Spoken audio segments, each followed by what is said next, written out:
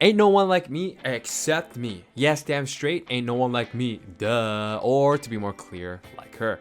According to Xbox PC, 0.3% of gamers have gotten this achievement, and on Steam, 0.5% have unlocked it. Today, I'm going to be taking you guys through how to easily unlock the Ain't No One Like Me Except Me achievement on Gears Tactics. Let's go.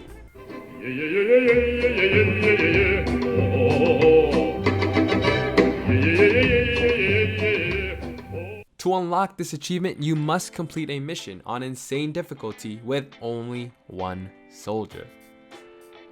Wait, what? And at first I thought rescue missions where you were restricted to one unit works, but then I realized you complete the rest of the mission with 3 units, so that is a no-go.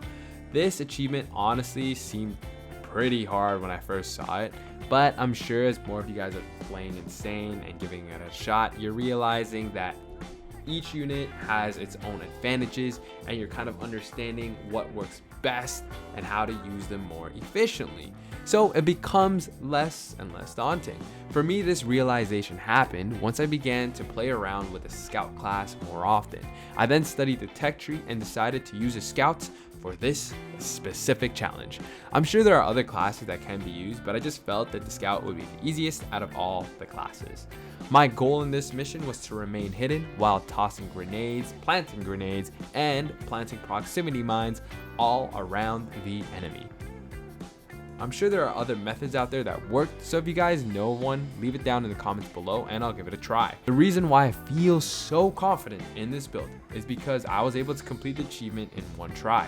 I streamed it live on Mixer and got the achievement. The gameplay you guys are watching is an edit of said stream. Shameless advertising incoming.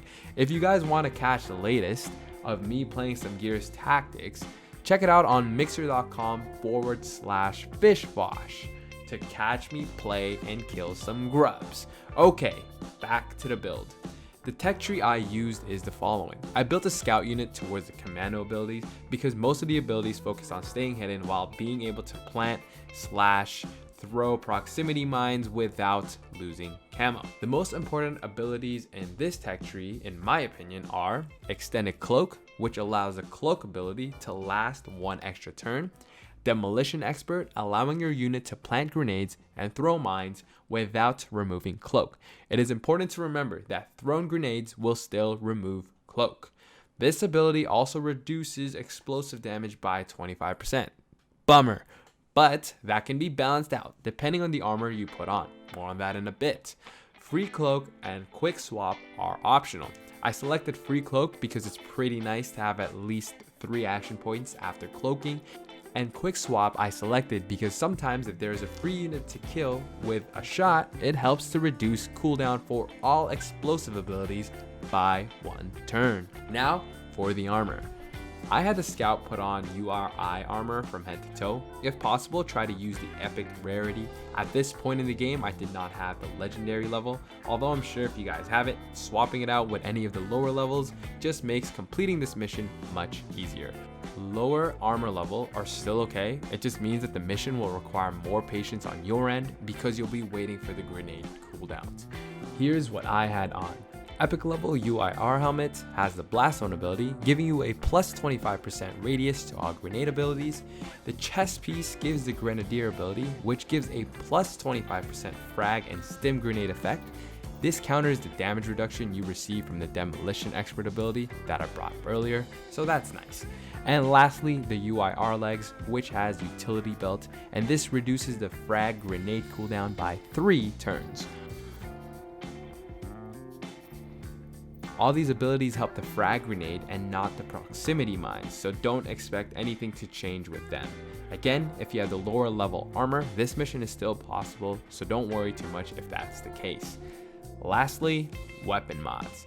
Honestly, you can put any weapon mods you want on your scouts because for the most part, you'll be trying to complete this mission while hidden, all the while bombarding them with granadas.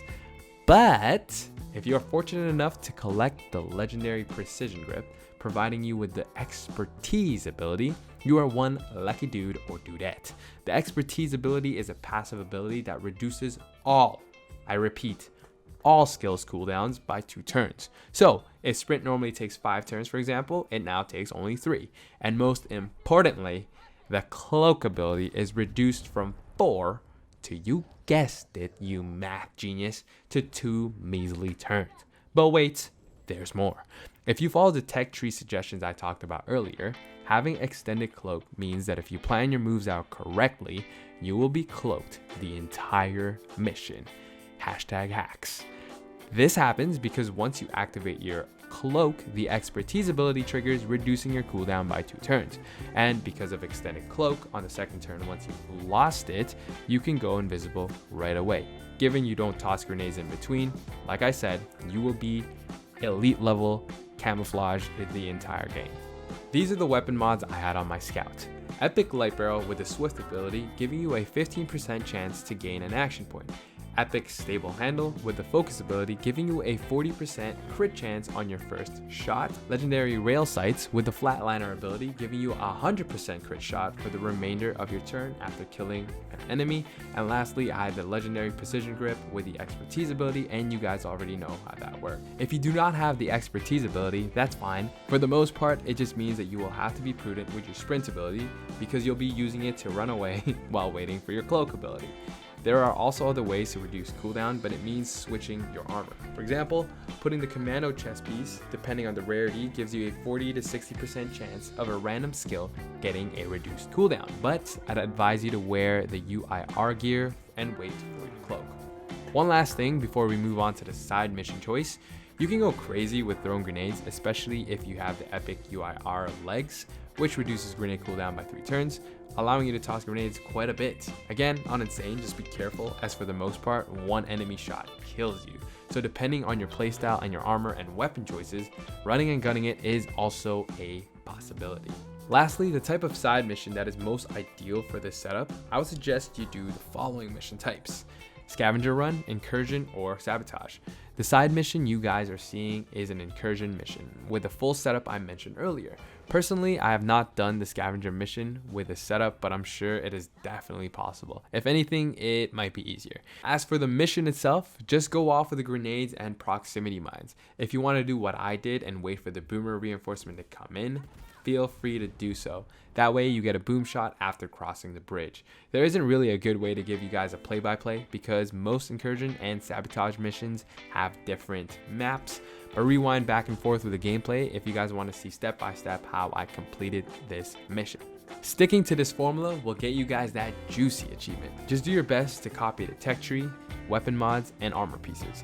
If you guys have suggestions or other ideas, leave them down in the comments below. If this breakdown was helpful, leave a thumbs up and subscribe to the channel for more Gears tactics. Good luck, have fun.